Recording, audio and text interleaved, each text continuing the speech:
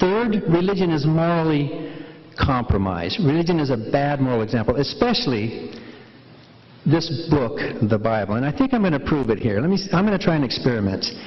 And I'm using Dinesh as an example, but he's a nice guy, and we like him, which makes the example work, okay? I'm going to give you two scenarios, which I think are morally equivalent. Both are fictional. The first one is there's this wonderful, loving family, Christian family. They go to church, they pray, they love God, there's a mother, father, there's children and that. Dinesh breaks into their house. He ties them up, he tortures them, he drowns the cat and he shoots the dog and then he kills the family and he sets the house on fire. And the police ask him, Dinesh, why did you do that? And Dinesh says, no reason. The devil made me do it. Now, what if that had really happened? How would you characterize a person like that? What would you call them? Think of some moral term that you would call them. Maybe a moral monster, evil, sick, psychotics, sociopath, whatever. You would use some morally. Raise your hand if you would use some kind of a morally negative word to describe the actions of a person who would do something like that. I think every hand would go up in this room, right? You wouldn't describe someone who broke into a house like that? I want to see, is there anybody here who would think that it was okay to break into a house and kill a family like that? I want to see, is there anybody here who does? Okay, nobody, good. Because I didn't see that many hands go up. I was wondering here for a minute. Okay, now here is another fictional story that is morally equivalent. It's the same story, although it's probably worse. The book of Job. Job was a perfect and upright man, the Bible says. He'd never done anything wrong. He had a wonderful religious family. And yet, the God of the Bible tortured him, killed his animals, had a wind blow over and kill his children, and torture him for a long, long, long time. And when asked, why did you do that? Why? Why would you do that, God? Here's his confession. I'm going to read it to you. Job chapter 2, verse 3. Write this down, or remember this. Job 2:3. This is an indictment.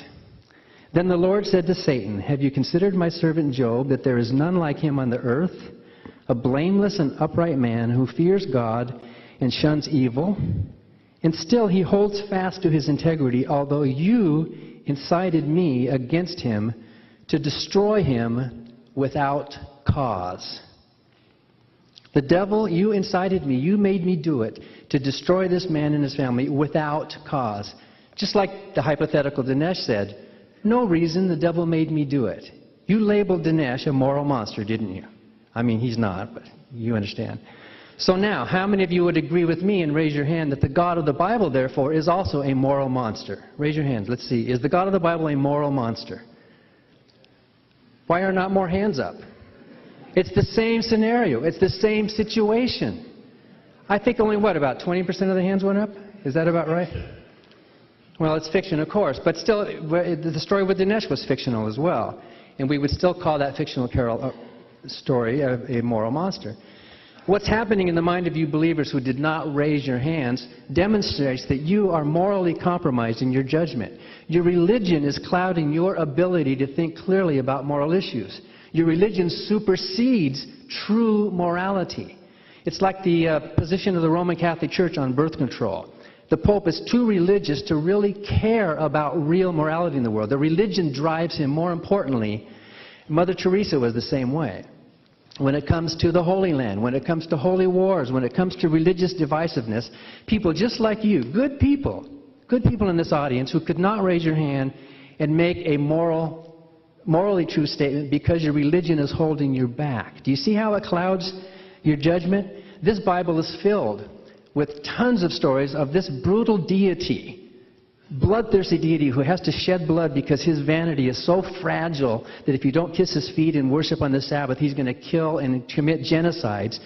In Ruth Green's book, The Born Again Skeptic's Guides to the Bible, it takes 10 pages just to list the mass killings committed, condoned, or commanded by this God of the Bible. And yet you pretend to love this? You pretend to love this book that has such brutality in it? Remember, Job was without sin. He was perfect. God had no reason. He admitted, I had no cause and the devil made me do it. The way the Bible treats women, for example, is not supportive of equality among women. Look at how for religious right believers, and not all Christians are the same, look how their opinions about the environment, or stem cell research, or birth control, or abortion rights, or gay marriage, or the death penalty, or doctor-assisted suicide.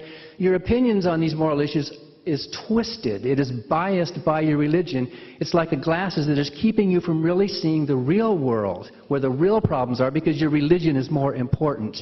You're too religious to really care about these issues.